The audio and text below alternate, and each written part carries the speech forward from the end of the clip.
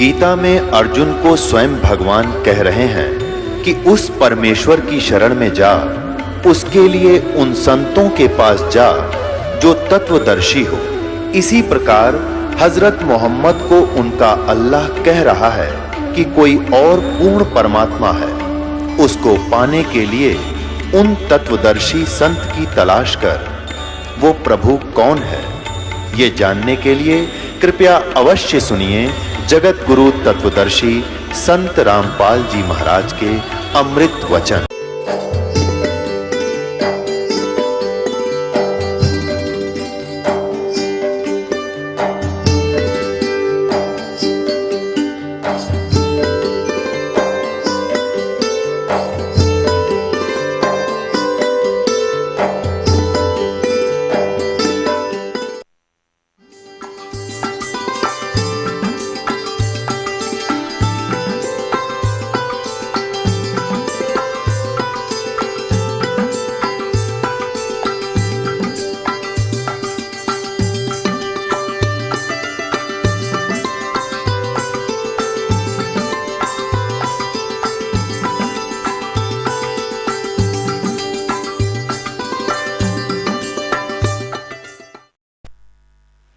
और कहते हैं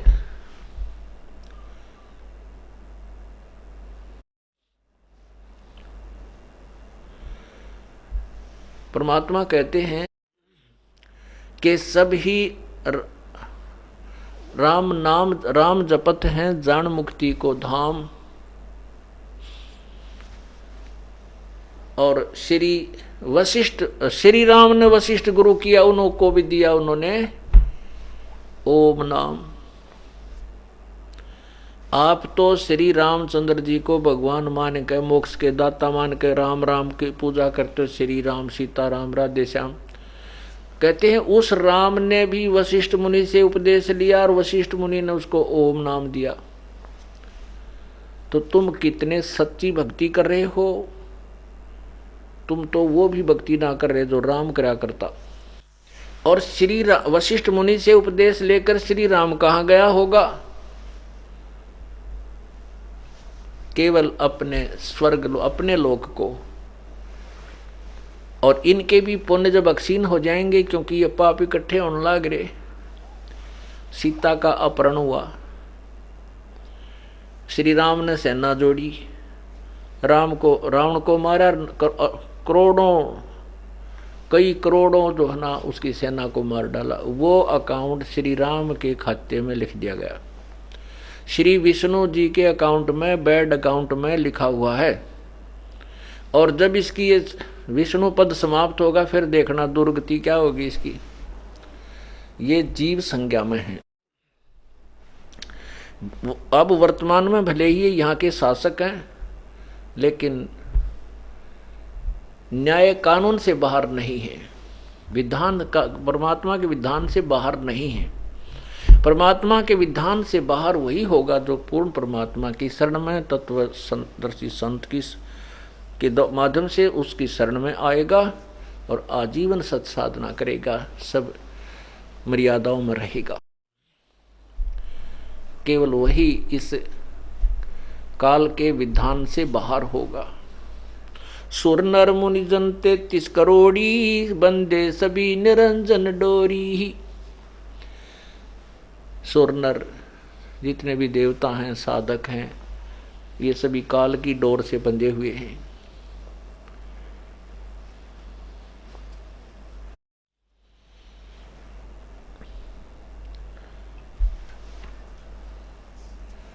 तो हमने सबसे पहले परमात्मा की शरण में आना है। शरण में कैसे आ सकते हैं? तत्वदर्शी संत के माध्यम से। गीता जी अध्याय नंबर 18 के श्लोक 62 में कहा कि हे अर्जुन, तू सर्वभाव से उस परमात्मा की शरण में जा जिसकी कृपा से तू परम शांति और शाश्वत स्थान अर्थात सत्यलोक को प्राप्त होगा। उसकी शरण में जाने के लिए तत्वदर्शी संतों की खोज कर, यानी गुरु होना अति आवश्यक है। तो गुरु धारण करके हम उस परमात्मा की साधना करते हैं। उसके लिए बताते हैं, आजा बंदे शरण राम की, फिर पीछे पछतावेगा। अब उस सतगुरु के उपदेश से, सतगुरु के द्वारा दिए ज्ञान के आधार से हमने जो साधना की, उससे हमारे वो 84 लाख योनियों में घूमने के कष्ट भी कट गए, जो हमने पशु पक्षी आदि की योनियों में जाना था।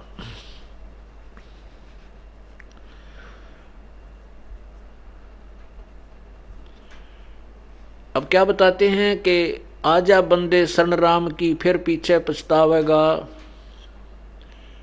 ये बालू की भीत पवन का खंबा, भाई कब लग खैर मनावेगा। ये शरीर आपका इतना कमजोर है, जैसे बालू रेत मिट्टी जो आज इधर यहाँ बरुआड़ा के टिब्बिया में देखो आप, इससे कोई दीवार बना दी जा 5-7 फुट की, वो बिल्कुल अस्थायी होती है, कति कमज़ोर होती है। कोई पशु का धक्का लग जा तो गिर जा, तेज हवा आ जा तो उसके हवा से कट के गिर जा, वर्षा आ जा तो सारी बह जा, यानी इतनी कमज़ोर दीवार होती है। ऐसे ही ये शरीर की उससे तुलना की है कि ये 5 तत्वों से बना हुआ तेरा पुतला इतना कमज़ोर है, और ये पवन से रुका हुआ है, श्वास से चल रहा है। कहते हैं बालू की भीत पवन का खंबा, कब लग खैर मनावेगा। आज हम तेरे घट न घेरे, तू राम कहन ना पावेगा। जो परमात्मा की भक्ति नहीं करते, उनकी जुबान बंद कर दी जाती है, और उसमें उसको क्योंकि पहले अभ्यास किया नहीं, ऐसे ही ऊट पटांग बातें उसको याद आती है। काल बलि तेरे सिर पर बैठा, भुजा पकड़ ले जावेगा। मात पिता तेरा कुटुंब कबीला सब ही खड़ा लखावेगा। पुण्यात्माओं, हम बहुत भयंकर लोक में, बहुत गंदे से गंदे लोक में फंसे हुए हैं, लेकिन हमने यही मान रखा है कि उसका लड़का मर गया, हमारा तो सुरक्षित है। परमात्मा कहते हैं ये तो भाई बालू की भीत पवन का खंबा, कब लग खैर मनावेगा। अपने तेरे परिवार की तूने के आड़ कर रखी है कि वो ना मरेगा। आपने क्या बचाव रखा है जो उसने ना रखा था, जिस कारण से उसका पुत्र की मृत्यु हुई। इसलिए यहाँ काल के जाल में एक दिन सभी ने आना है, जो पूर्ण परमात्मा की शरण नहीं है। परमात्मा की शरण में आने के बाद भी मर्यादा भंग होगी तो काल के जाल में फंसे ही रह जाएंगे हम। ये नियम है ईश्वर का, क्योंकि काल का और परमात्मा का एक संवाद हुआ था। परमात्मा से काल ने कहा था कि भगवान जो तेरे ज्ञान को स्वीकार करे, आपकी मर्यादा में रहे, तो आपका भक्त मैं नहीं छेड़ूंगा, और जो मेरे ज्ञान को, आपका ज्ञान त्याग देगा वो मेरा ही होगा। परमात्मा ने कहा ये तो बिल्कुल सत्य है, क्योंकि सतलोक में हम तभी जा सकेंगे जब अपने परमात्मा कबीर जी को हम समर्पण हो जाएंगे। और चाहे हम दुख पावें चाहे सुख पावें, हमारे मन में नो ऑब्जेक्शन हो जाएगा, तब हम सतलोक जाएंगे।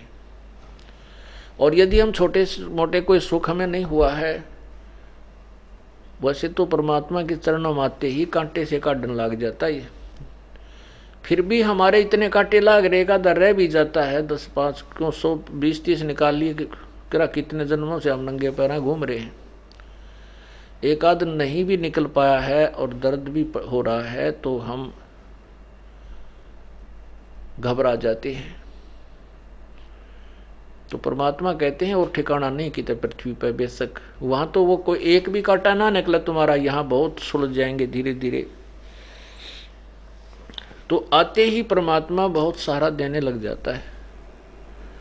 फिर हमारे से ना तो बुराई छूटती, जैसे नाम ले लिया अवश्य राहत मिलेगी। हम नाम लेकर के क्यों ज्ञान परिचित पूरा होता नहीं, कोई ना कोई ऐसा कोई सिरफिरा मिल जाता है और वो आपके मन को भ्रमित कर देता है। आपके मन में प्रभु से दूर होने की प्रेरणा बन जाती है, उसी से में कनेक्शन कट जाता है। तो फिर आप उधर से तो कनेक्शन भी तोड़ लिया और फिर इंतजार करते हो कि मैंने 4 महीने हो गए नाम लिया ना कोई लाभ नहीं हुआ, या कोई बीड़ी पी जाता है कोई, यानी कोई न कोई मर्यादा अवश्य तोड़ देते हो। यदि मर्यादा आप सच्चे दिल से चाहे 10 दिन पीछे नाम ले ले पर ज्ञान समझ कर ले और फिर बिल्कुल दृढ़ता के साथ मालिक के चरणों में चिपक जावे, फिर देखना इस खेल सतगुरु के, इस परमेश्वर की लीला देखना। तो हम कमजोरी इतनी हमारे अंदर, काल भी साथ ही साथ चलता रहता है कि इसका नाम खंड करवा दूं, फिर इसने मैं आप देख लूंगा। परमात्मा कबीर जी कहते हैं अंत कोट बाजी जहां हमने रचे सकल ब्रह्मांड, और कह कबीर में के करूं यू काल करे जीव खंड। ये नियम है यहाँ का, इस परमात्मा ने अपना इसको ये तथास्तु कहा हुआ है कि जो तेरा ज्ञान मेरे ज्ञान से मेरे मार्ग से भ्रमित हुआ वो तेरा ही है। हम अन्य पूजाओं करने में इतने लीन हो चुके हैं कि वो पता पे लग जाता है कि साधना गलत है, पर छोड़ना दिल नहीं करता। क्यों? घने दिनों से, बहुत दिनों से उनमें प्रेम हमारा फंसा हुआ है। तो काल ने तो हमें फंसाए रखने के लिए कोई न कोई जुगाड़ जोड़ रखा है, तो हमने तुरंत ही उनसे हृदय हटा लेना है, उन पूजाओं से।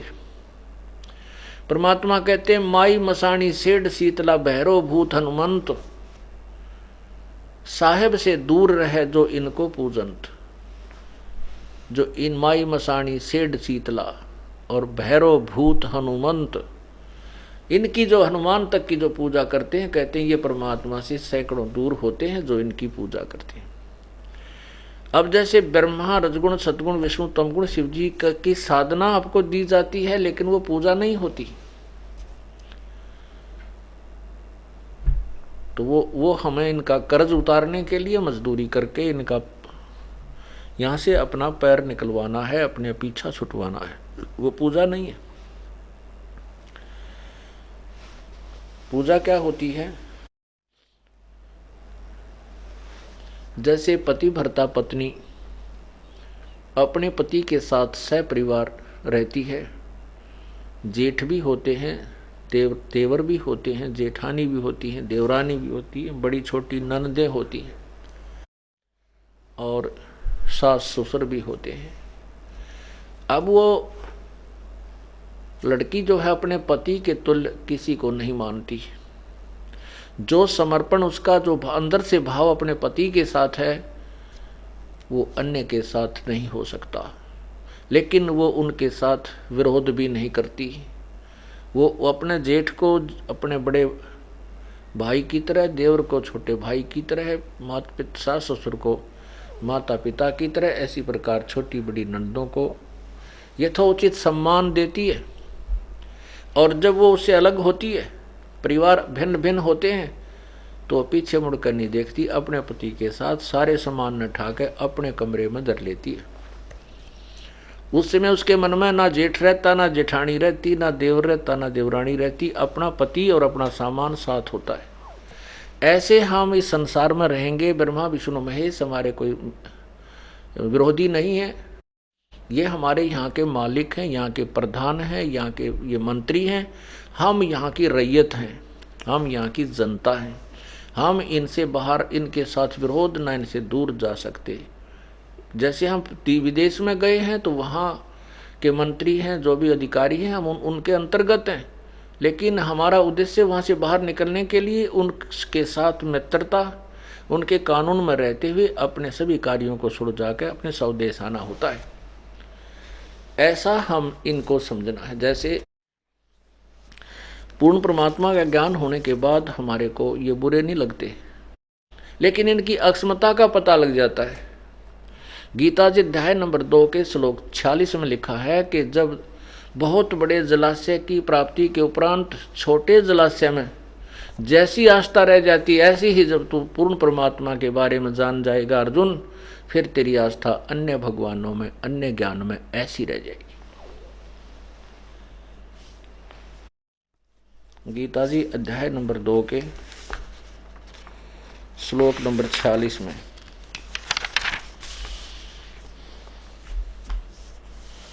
ये देखिएगा श्रीमद् भगवत गीता और इसके अध्याय नंबर 2 और श्लोक नंबर 46 में लिखा है कि सब ओर से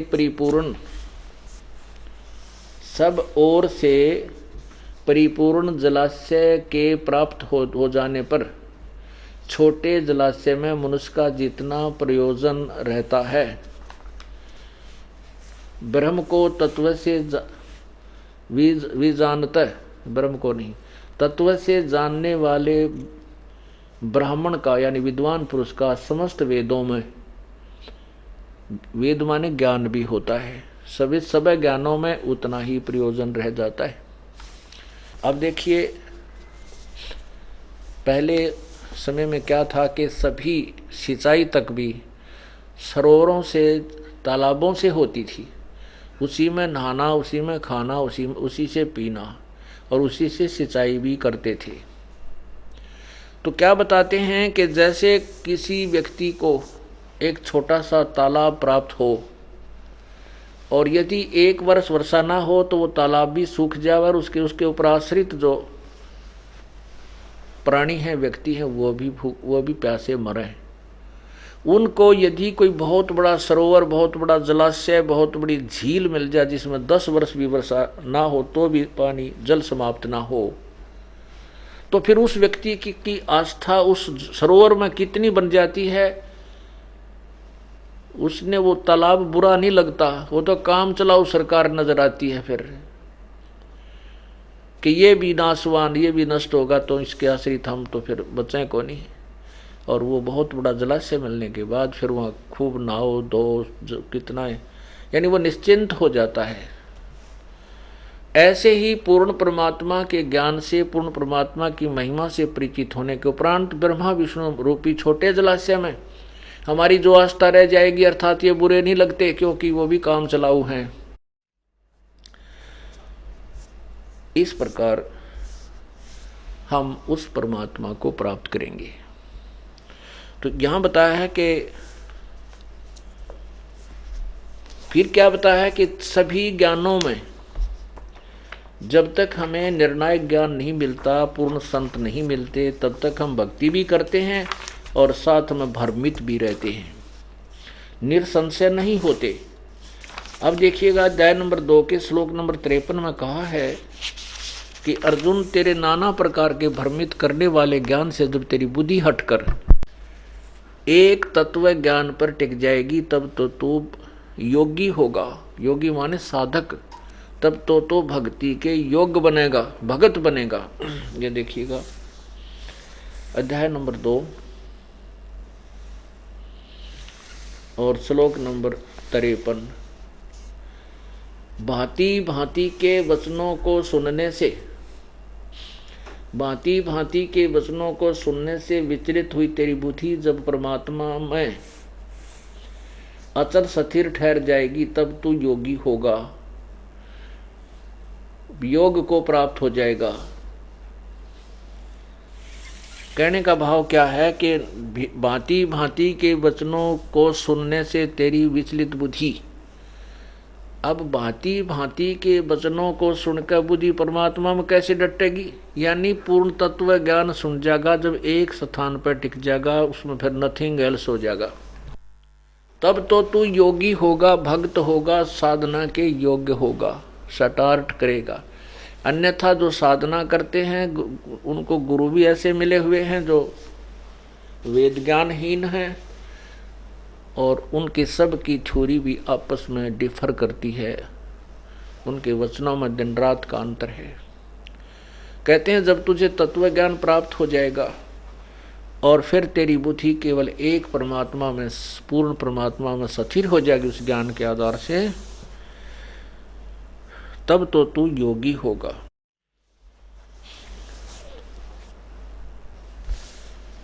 अब क्या बताते हैं कि ये हमारा जो शरीर है ये बहुत ही कमजोर है। हम ये तो एक दिन आपका जाएगा, ये नहीं रह सकता। और हम इसी की सुरक्षा के लिए और इसी से डरते रहते हैं कहीं हम मर ना जाएं, हमारा शरीर खत्म ना हो जाए। कहते हैं ये तो होगा, और इसको भी बचाना चाहता है तो मेरी शरण में आ। कबीर ये तन जावेगा, सके तो ठाहर लाए।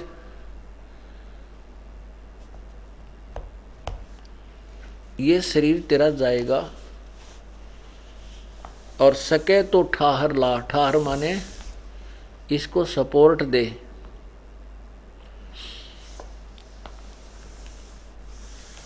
उसके लिए क्या सपोर्ट बताई है कि एक सेवा कर साधु की और गोविंद के गुण गा। सतगुरु की, संत की, पूर्ण सतगुरु की शरण में आके और पूर्ण परमात्मा की साधना कर, जिससे तेरे ये शरीर को भी रक्षा मिल होगी, तेरा शरीर भी बचेगा। कबीरा ये तन जाएगा, सके तो ठाहर ला। जैसे पुराने समय में क्या होता था कि एक कड़ियों की छात होती थी, कड़ी बैटन, वुडन बैटन, और उनमें से कोई कड़ी टूटने को हो जाती थी, बिल्कुल क्रैक हो जाता था, पूरी तरह उसमें थ्रेड आ जाती थी, तो उसके नीचे एक ठाहर लाया करते थे, सपोर्ट नीचे से अन्य कड़ी की मजबूत सी कोई बल्ली टाइप, उसका नीचे लाकर नीचे ईंट ठोक कर और उसको उसके सपोर्ट दे देते थे, और वो कड़ी फिर मनमाने 20 वर्ष रह जाती, चल जाती, वो छत गिरती नहीं। तो परमात्मा कहते हैं आपका ये शरीर एक दिन जाएगा, जितना समय आपका ये श्वास गिन कर डाल रखे हैं, उस दिन ये जाएगा। इसको भी अगर तू बचाना चाहता है तो मेरी शरण में आ। परमात्मा कहते हैं बंदी छोड़ के मेरी शरण में आ। उसको ठाहर लगा। ठाहर कैसी लगेगी? जैसा आपने ऋग्वेद मंडल नंबर 10 सूक्त नंबर 161 161 के मंत्र नंबर 2 और 5 में पढ़ा कि यदि प्राणी साधक की भक्ति जो करता है उसका यदि आयु भी समाप्त होगी हो, जीवन शेष रहा ना हो, उसको भी परमात्मा 100 वर्ष की आयु प्रदान कर देता है। और फिर आगे जो आंखें आदि अन्य इंद्रियां भी तेरी नष्ट होने का संयोग हो, तेरे संस्कार हो, हे पुनर्जीवन प्राप्त प्राणी तू समर्पण कर मेरे अंदर, पूरा विश्वास कर, मेरी सतभक्ति कर, फिर तेरी सभी अंगों की रक्षा भी करूंगा।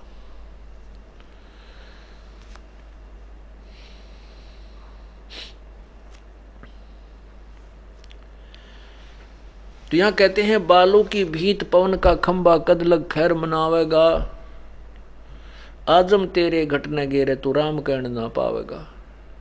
काल बली तेरे सिर पर बैठा बुझा पकड़ ले जावेगा, और मात पिता तेरा कुटुंब कबीला सारा ही खड़ा लखावेगा। पुण्यात्मा हमारे साथ बहुत बूंदी बनी हुई है। आज उस व्यक्ति से मिलकर देखना जिसको कैंसर डिक्लेयर कर दी गई हो, और क्या उस परिवार की स्थिति है, क्या उस व्यक्ति की दशा होगी। परमात्मा कहते हैं हिड़की दे रोएगी सुरता जब तू चल लेगी अकेली। अब वो अपने अंतिम दिन गिन रहा है कि अब जाना पड़ेगा, और जिसको ये तकलीफ कोई नहीं है, जिसको अभी सिग्नल मिला नहीं तेरे जाने का, वो अंडी पा क्या फिर वो धरती आकाश एक ही फिरता, गुटी लावा बकवाद करे, पता नहीं कितनी कितनी ठगी करे, सारा दिन बकवादों में दिन खो देता है, और फिर जब उस पर संकट आता है फिर रोता है। इसलिए परमात्मा हमें पहले ही आगाह करते हैं, धर्मराय तेरा लेखा मांगे वहां के बात बनावेगा, लाल खंभ से बांधा जा बिन सतगुरु कौन छुटावेगा। धर्मराय तेरा लेखा लेगा, वहां की बात बनावेगा। अब यहाँ तो कहते हैं भाई सत्संग में ना आया, कितने दिन में आया भगत? न्यू कहा जी 6 महीने में आया। भाई आया करो। देखो जैसे जो बच्चा स्टूडेंट हो गया, उसको प्रवेश प्राप्त हो गया, और वो फिर लेक्चर शॉर्ट करेगा तो कैसे बात बनेगी? फिर वो इधर की उधर की बातें बनाने लगता है। ऐसे हो गया था जी, छुट्टी ना मिली, नू हो गया था, काम घना था, भैंस भी आ गई थी, यानी पता नहीं कि कोई कारण बताओगा झूठा सच्चा। परमात्मा कहते हैं यहाँ तो तेरी सारी चलेगी, फिर वहाँ के बात बनाओगा। धर्मराय तेरा लेखा मांगे, वहाँ के बात बनावेगा। लाल खम्भ से बांधा जाबन, सतगुरु कौन छुटावेगा। ओए होए, वहाँ कहते हैं गर्म खम्भ कति 100 टेम्परेचर से भी ऊपर, फ़ारेनहाइट से भी ऊपर जो है वो ताते गर्म खम्भ, लोहे के खम्भे, और वहाँ तुझे बांध करके रस्सों से उसके चिपका दिया जाता, तेरा शरीर चरड़ चरड़ करता है। अब हमारे ये बुद्धि इतनी कमज़ोर हो गई है, हम सोचते हैं कि ये शरीर तो यहाँ रह जाता, वहाँ किसको बांधते हैं, ये सब बकवादे हैं, झूठ हैं, कपट है। नहीं, परमात्मा कहते हैं ये कवर तो ऐसा है जैसे सर्प के ऊपर कांचड़ी होया करे, कांचुली आपने देखी हो। ये जो हमारा शरीर जो आपको नजर आता है, इसके अंदर एक शरीर है, सूक्ष्म शरीर है। सर्प की कांचुली और सर्प में कितना अंतर है, इसलिए सूक्ष्म शरीर में प्राणी रहता है, उसमें और इस कवर में इतना ही अंतर जानना। तो उस प्राणी को सूक्ष्म शरीर में सब दुख होते हैं, गर्मी भी, सर्दी भी, उसको मानसिक परेशानियां भी ज्यों की त्यों रहती हैं, क्योंकि ऊपर तो एक कवर है, ये कपड़ा पहन रखा हमने। जैसे इस स्थूल शरीर के ऊपर ये कपड़ा, इसके ऊपर अंदर जो सूक्ष्म शरीर है उसके ऊपर ये कपड़ा परमात्मा ने एक और हमारे मंड रखा है। तो उसमें हमें सभी कष्ट होते हैं।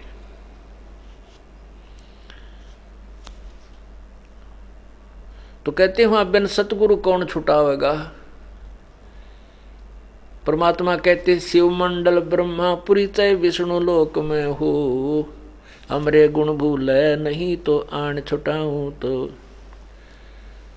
अब क्या होता है कि जैसे पुण्यात्मा किसी ने नाम ले लिया, महीने 2 महीने 6 महीने साल 2 साल रखा और फिर गफलत मार गया है, अपना छोड़ छाड़ गया, कोई बात नहीं।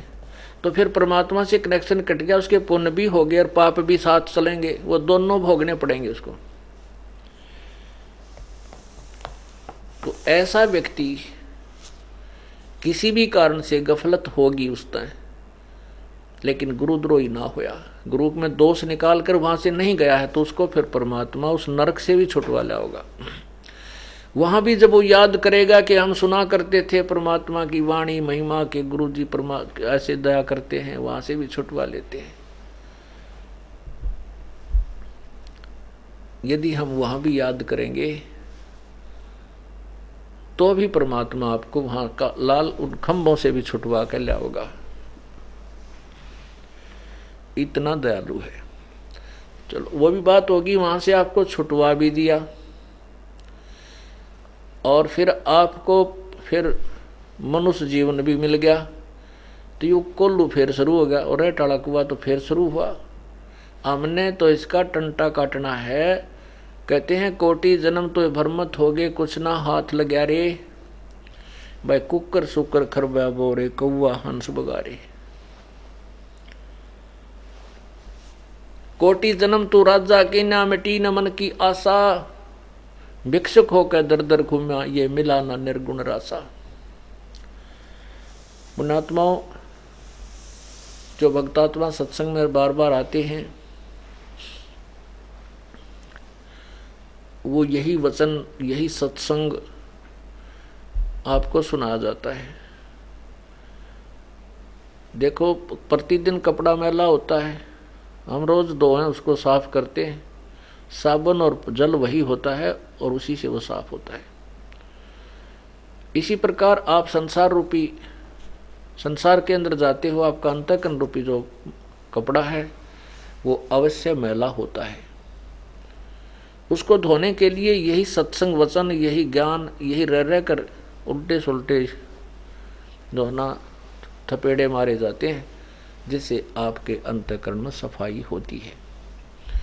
तो जो पुण्यात्मा हैं वो जैसे हमने प्रतिदिन खाना खाते हैं, वही रोटियां होती हैं, वही सब्जी दाल होती है, दोनों टाइम दोनों समय स्वादिष्ट लगती हैं, तो हम स्वस्थ हैं। यदि हमें अच्छी नहीं लग रही है, आनाकानी हो रही है, रुचि नहीं बनी है तो समझो बीमारी स्टार्ट होली, चाहे बदहजमी हुई हो या बुखार का संकेत है। उसका ट्रीटमेंट क्या है? जैसे यहाँ आप आते हो, सत्संग सुनते हो और ये वचन वही प्रत्येक सत्संग में मिलते जुलते से वही ज्ञान होते हैं, तो आपको रुचि बनती है और सुबह सत्संग सुना तो शाम की इच्छा और होती है। शाम के सत्संग में भी उतनी ही उत्साह होता है, तो समझो आप स्वस्थ हो, आपके ऊपर पाप कर्मों का जबर नहीं है। आपके अंदर आनाकानी होती है कि वही सत्संग सुनते हैं, क्या करेंगे सत्संग में जा करके, वो तो हमने सुन रखा है। नहीं, यह भी कमजोरी है। एक बुजुर्ग था, वो डॉक्टर के पास चला गया। डॉक्टर से कहने लगा, डॉक्टर साहब जब मैं खड़ा होता हूँ मुझे चक्कर आता है। डॉक्टर बोला कि बुजुर्ग आपके जो ना कमजोरी है, आपके शरीर में वीकनेस है, मतलब इस कारण से आपको चक्कर आते हैं। वो कहने लगा, जी मेरी पिंडी भड़के है। डॉक्टर बोला कमजोरी है, कमजोरी के कारण है। तो डॉक्टर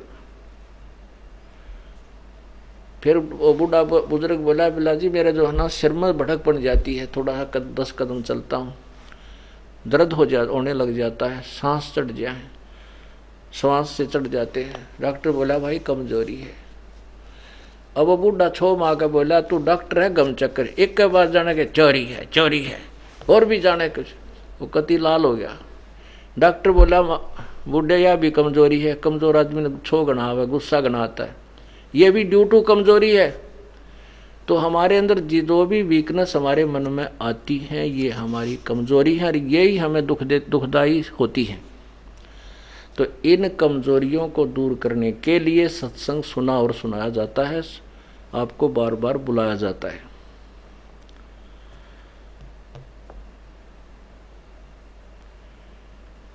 अब क्या बताते हैं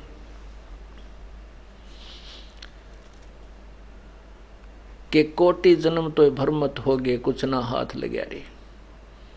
इन बातों को, इस ज्ञान को अपने गांठ बांध लेना। इस दास के लिए ये शब्द जो आपको बार बार सुनाता रहता हूँ, ये एक वरदान बना। बहुत गहराई तक सोचा कि अब हम, ये दास जेई की नौकरी करता था, 2 रोटी टाइम पर मिल रही थी। अब ये सोचता था कि मैं इस जीवन में और कितना जोड़ सकता हूँ। मान लीजिए 2 कोठी और भी बना लूंगा। परमात्मा कहते हैं तू तो इंद्र कुबेर ईश की पदवी, ब्रह्मा वरुण धर्मराया, ब्रह्मा विष्णु महेश इंद्र कुबेर जो धन का देवता है, वो उसकी पदवी को भी तूने प्राप्त किया, स्वर्ग का राजा भी बना और कुत्ता गधा सुअर भी बना, तो तुझे कुछ ना हाथ लगा रे। अब जैसे महावीर जैन जी का एक इतिहास आपने देखा, वो ज्ञान, वो साधनाएं जो हम करते रहे, वो असंख्यों जन्म हो गए हमने वो साधना करते रहे, ऐसे ऐसे कष्ट उठाते न, लेकिन हमारा जन्म मृत्यु का दीर्घ रोग कटा नहीं। महावीर जैन जी की कैसी दुर्गति हुई, थोड़ा सा संकेत आपको देता हूं। और ऐसी साधना तो आप भी नहीं कर सकते जितनी कठिन साधना इन महापुरुषों ने की है। ये देखिएगा, आओ जैन धर्म को जाने।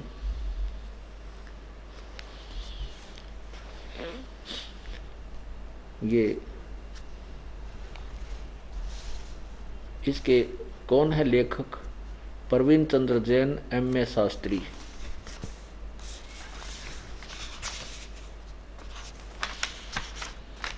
आओ जैन धर्म को जाने। और लेखक हैं प्रवीण चंद्र M.A. शास्त्री, जम्बूद्वीप हस्तिनापुर। प्रकाशक है श्रीमती सुनीता जैन, जम्बूद्वीप हस्तिनापुर, मेरठ, उत्तर प्रदेश में। इसके 293 शेर,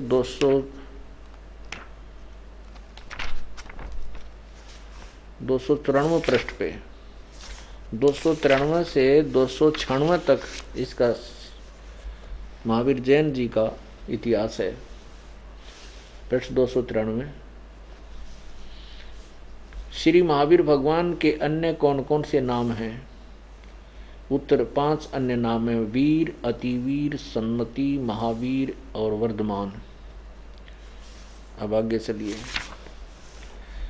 श्री महावीर भगवान के जीवन का कथन कहाँ से प्रारंभ होता है? पुरुरवा नामक भील की पर्याय से, यानी जीवन से। पुरुरवा नामक भील से। पुरुरवा भील कौन था और उसने क्या किया? उत्तर, पुष्पकलावती देश की पुंडीकरणी नगरी में वह भीलों का राजा था। उसने सागरसेन मुनिराज से धर्म मदमास मधु का त्याग व्रत लिया था, जिसे जीवन पर्यंत पालन किया। श्री महावीर भगवान का जीव पुरुरवा भील की पर्याय से कहाँ गया? वो पहले सौधर्म स्वर्ग में 1 सागर की आयु वाला देव हुआ। पहले स्वर्ग के बाद श्री महावीर भगवान का जीव किस पर्याय में गया? उत्तर, भरत चक्रवर्ती की रानी अनंतमती से मारीची नामक ज्येष्ठ पुत्र हुआ। ये भरत चक्रवर्ती कौन था? ये राजा ऋषभ देव का पुत्र था। ये भरत कौन था?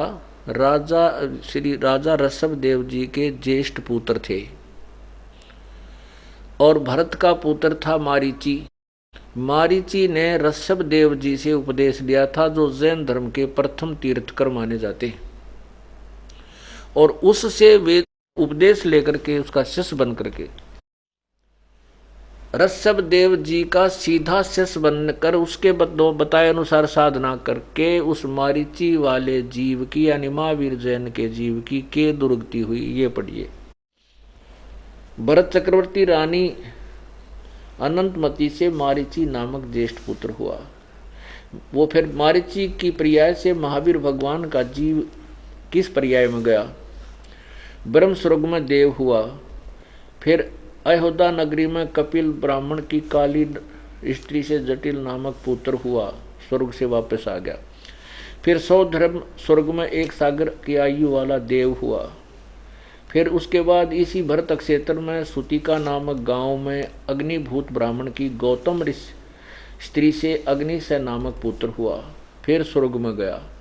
फिर भरत क्षेत्र के मंदिर नामक ग्राम में गौतम ब्राह्मण की कौशिकी पत्नी से अग्निमित्र नाम का पुत्र हुआ, फिर महेंद्र स्वर्ग में गया।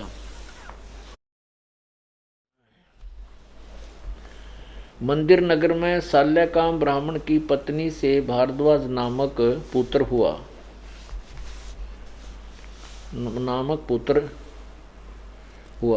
अच्छा, फिर महेंद्र स्वर्ग में देव हुआ। फिर इतर नगोदिया में 1 सागर की आयु वाला निगोदिया जीव हुआ। फिर अब देखो बिरान माटी, नगोद से निकलकर श्री महावीर भगवान का जीव कहाँ गया? अनेकों भाव धारण किए। इस प्रकार हैं: 1000 आक वृक्ष के भाव, 80,000 सीप के भाव, 20,000 नीम के भाव, 90,000 बार केले के वृक्ष के भाव, 3,000 बार चंदन वृक्ष के भाव जीवन, 5 करोड़ बार कनेर वृक्ष के भाव, 60,000 बार वैश्या के भाव, 5 करोड़ बार शिकारी के भाव, 20 करोड़ बार हाथी के भाव, ओए होए, 60 करोड़ बार गधे के भाव, ओए होए, 30 करोड़ बार कुत्ते के भाव, और 60 करोड़ बार नपुंसक के भाव, 20 करोड़ बार स्त्री के भाव, 90 लाख बार धोबी, 8 करोड़ बार घोड़े के भाव, 20 करोड़ बार बिल्ली म्याऊ म्याऊ, और 60 लाख बार गर्भपात के मरण, 80 लाख बार देव प्रयाग को प्राप्त हुआ। ओहो, अब देखिएगा, कलेजा मुंह को आ जाता पुण्यात्माओं। इसलिए परमात्मा कहते हैं, सतगुरु के उपदेश का लाया एक विचार, अर्धे सतगुरु मिलते नहीं हम जाते नरक द्वार। नरक द्वार में दूत सब वो करते खेचा तान, उन तक वो ना छूटते जाते चारों खान में भुगते कभी ना लगते पार, सो फेरा सब मिट गया हमारे सतगुरु के उपकार। आगे देखना, महावीर जैन जी का जीव फिर नरक जाता है। महावीर जैन जी की जो पुण्य कमाई के आधार से वो देव हुआ 80 लाख बार, और पाप के आधार से कितनी बार? ओए होए 30 करोड़ बार। कुत्ता तो एक के बार बतेरा, एक के बार बतेरा, एक के दिन बतेरा कुत्ते के जीवन का कष्ट पुण्यात्मा हो। पर हम कति बालक बुद्धि के हो गए, हमने डर रहे को नहीं रहा। डर जब हो जब ज्ञान हो, ज्ञान हमें है नहीं। हम इस आग में और बिजली के तार को आई बार छू लेते हैं और मर जाते हैं। अब ऋषभ देव जी ने कहां से साधना की प्राप्त की? उन अन्य ऋषियों से। उन ऋषियों को एक अन्य का ज्ञान नहीं था। उसी साधना को अंतिम मानकर यह दुर्गति हर प्राणी की हो चुकी है और हो रही है।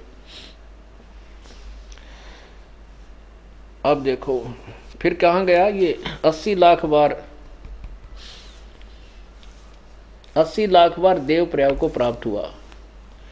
उपरोक्त भावों को प्राप्त करने के बाद श्री महावीर भगवान लिखा इन्होंने। महावीर भगवान ने किस पर्याय को प्राप्त किया? राजगृह नगर में सथावर नामक ब्राह्मण होया। फिर महेंद्र स्वर्ग में 7 सागर की आयु वाला देव हुआ। फिर राजगृह में विश्वभूति राजा की जैनी रानी से विश्वनंदी नाम का पुत्र हो गया। फिर महाशुक्र स्वर्ग में देव हुआ। त्रिपुष्ट नामक नारायण हुआ।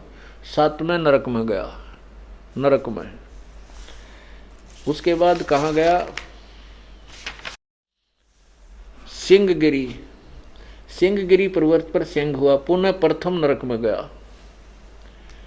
फिर हिमवान पर्वत शिखर पर सिंह हुआ, वहां पर उसे अजिंत जय एवं अमित गुण नामक मुनिराज से ने संबोधित किया।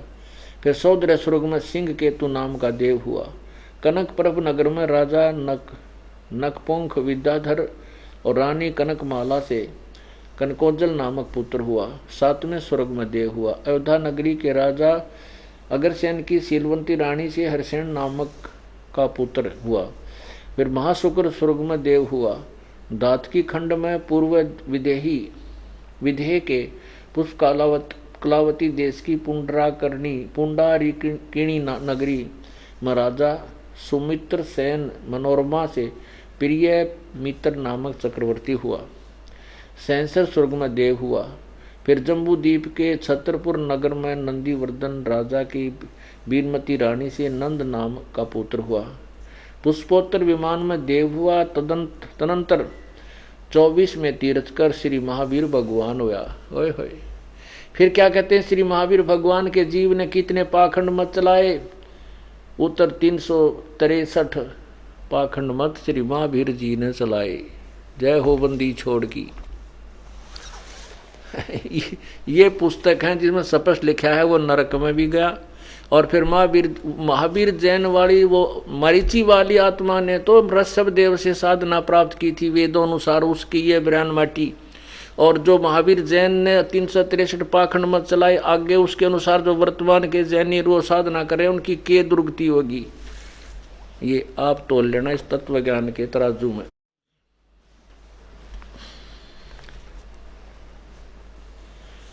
अब परमात्मा कहते हैं सतगुरु के उपदेश का लाया एक विचार, जय सतगुरु मिलते नहीं जाते नरक दुआरे। नरक द्वार में दूत सब करते खेचातान, उनसे कभू नहीं छूटता फिरता चारों खानी। चार खानी में भरमता कबू न लगता पार, सो फेरा सब मिट गया हमारे सतगुरु के उपकार। अब उस सदगुरु की क्या महिमा करूं जो इतने दुख से बचाएगा। 7 समुद्र की मसी करूं, लेखनी करूं बन राय, धरती का कागज करूं गुरु गुण लिखा न जाए।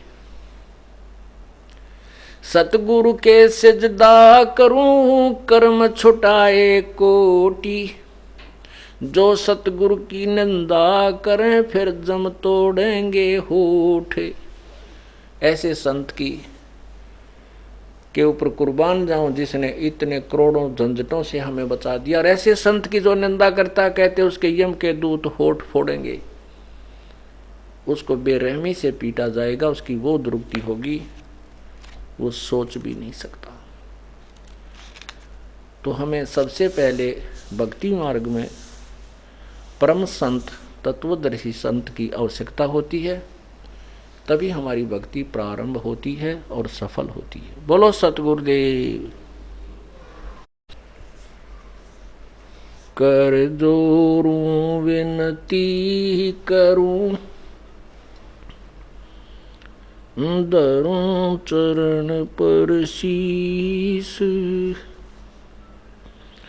गुरु राम देवानंद जी महाराज ने दियो नाम बख्शीस। कोटि कोटि सिजदा करूं, कोटि कोटि प्रणाम। चरण कमल में राखियो, मैं बांदी जाम गुलाम।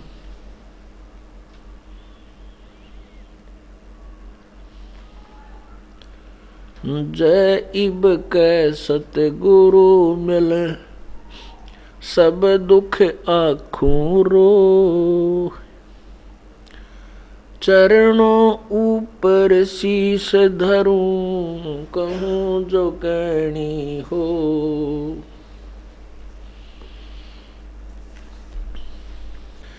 गुरु जी तुम ना भूलियो, चाहे लाख लोग मिल जाएं। हमसे तुमको बहुत है, तुमसे हमको नाई। तुम्हारे विसारे क्या बने, मैं किसकी शरण में जाऊं। शिव बिरंच मुनि नारदा, तिनके हृदय न समाऊं। अब गुण किए तो बहुत किए, करत न मानी हारे। बावे बंदा बख्श दियो, बावे गर्दन उतारे। अब गुण मेरे बाप जी, बख्शो गरीब नवाज। जो मैं पूत कपूत हूँ, बोर पिता को लाज। मैं अपराधी जन्म का, नक्शक भरे विकार। तुम दाता दुख भंजना, मेरी करो संभारे। कुत्ता तेरे दरबार का, मोतिया मेरा नाम। गले प्रेम की जेवड़ी, जहाँ खेचो वहाँ जाऊं मैं। तो करो तो बावड़ू, दूर दूर करो तो जाऊं। जो राखो तो ही रहूं, जो देवो सो खाऊं। परमपिता परमात्मा, सारी सृष्टि के रचनहार कुल मालिक, कबीर देव, कबीर परमेश्वर, कबीर साहिब,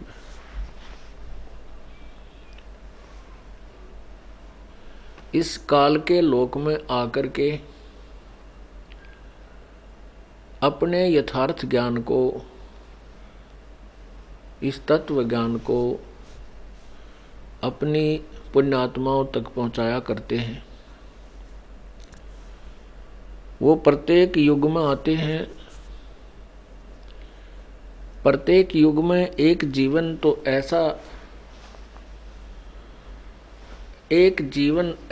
ऐसी लीला करते हैं जैसे एक मानव जीवन पूर्ण रूप से बचपन से लेकर वृद्ध अवस्था तक की भूमिका वो करते हैं।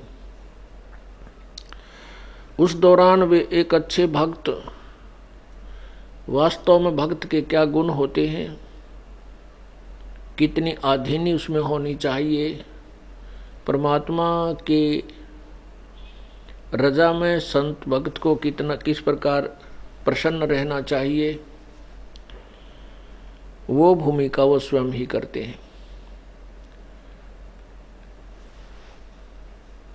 परमात्मा सर्वसमर्थ, सर्व ब्रह्मांडों के पालन करता, सबके रचयिता होते हुए भी एक निर्धन जुलाहे की भूमिका की और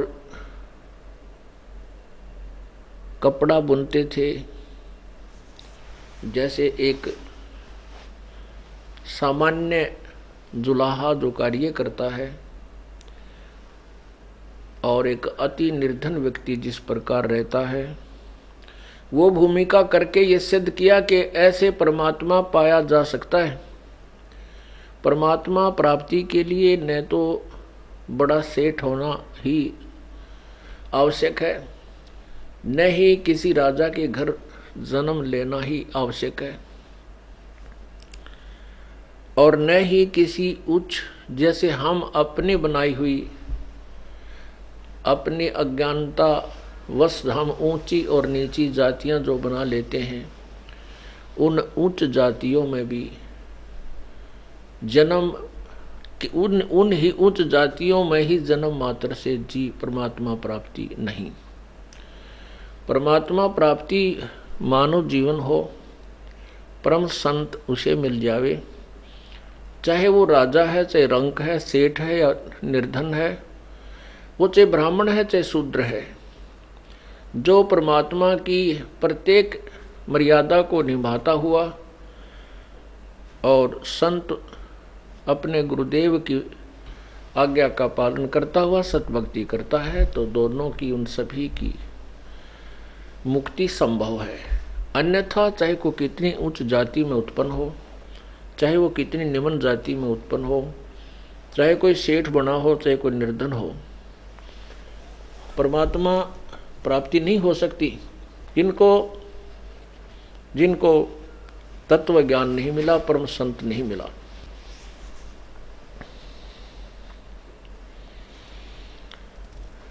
परमेश्वर कबीर जी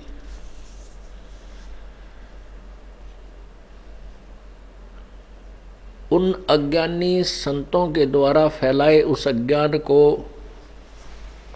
समाप्त करने के लिए अपना तत्व ज्ञान प्रचार किया करते थे। वो हिंदू तथा मुसलमान दोनों को ही समझाया करते थे।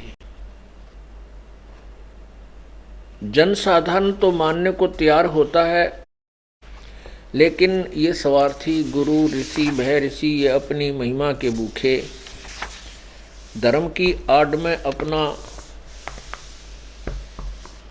अपनी दुकान चलाने के कारण वे यथार्थ ज्ञान को जनसाधारण तक नहीं जाने देते। उसका भयंकर परिणाम आज तक हमें भोगना पड़ रहा है।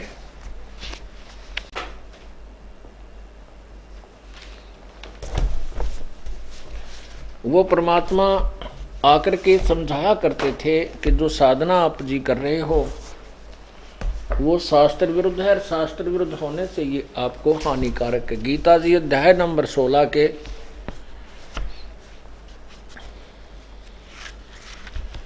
श्लोक नंबर 23 में कहा कि शास्त्र विधि को त्याग कर जो मनमानी साधना करते हैं, अर्थात मनमानी पूजा करते हैं, उनको कोई लाभ नहीं होता।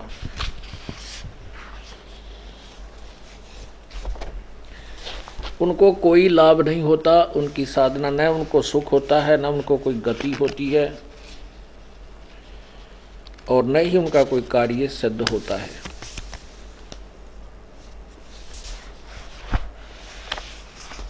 परमात्मा वही ज्ञान जो वेदों और गीता जी में लिखा है अपनी साधारण भाषा में सुनाया करते थे।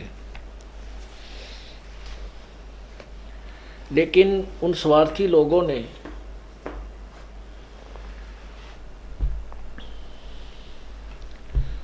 उन गुरुओं ने, मुल्ला और काजियों ने, वो नकली ऋषि और महर्षियों ने, पंडित ब्राह्मणों ने, नकली पंडितों और ब्राह्मणों ने परमात्मा का भयंकर विरोध किया, जनसाधारण को भ्रमित कर दिया कि ये जुलाहा अशिक्षित है, ये झूठ बोलता है। सदग्रंथों में ऐसा कहीं नहीं लिखा है कि पाप कर्म कट जाते हैं, पाप कर्म समाप्त हो जाते हैं तथा प्रारब्ध कर्म भी नष्ट हो जाते हैं।